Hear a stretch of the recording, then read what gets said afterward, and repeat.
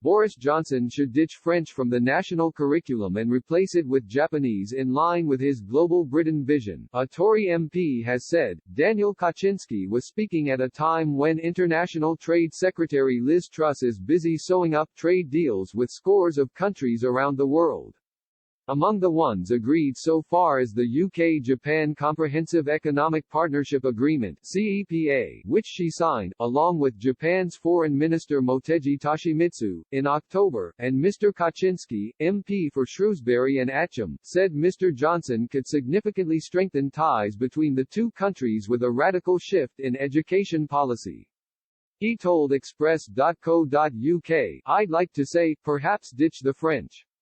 At the moment they're encouraged to do French, Spanish, or German. I think that one of those top three ought to be Japanese rather than just mainly European languages. So I am going to write to the Prime Minister about this and I feel very strongly about it." Mr. Kaczynski, 49, who was born in Poland and lived there until the age of 7, explained, "As somebody who has spent the last 3 years relearning Polish, I am amazed at how much better you understand people when you speak their language. We understand the Americans, just about. We understand the Australians. Now we need to understand the fourth partner in Japanese." Can you imagine how appreciative the Japanese would be in any set of circumstances where the English interlocutor is speaking Japanese?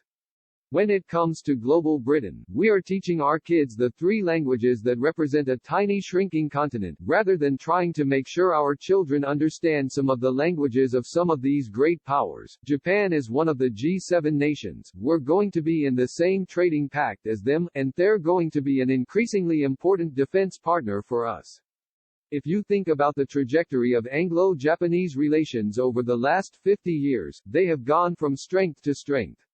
And we've got a very good political trading relationship, growing partnership with two island nations on opposite ends of the world, but those relations are becoming very strong definitely. Keep the Spanish and the German, maybe not the French. English remains an important language within the European Union, a fact which was illustrated during an awkward exchange during a virtual session of the European Parliament yesterday, when Karima Deli, chairwoman of the Parliament's Transport Committee, urged fellow French MEP Julie Lechantu to speak English, explaining, "We don't have a translator." Mrs. Lechantu replied, "No, I'm French, and I speak for the French. I am sorry, but I will continue in French."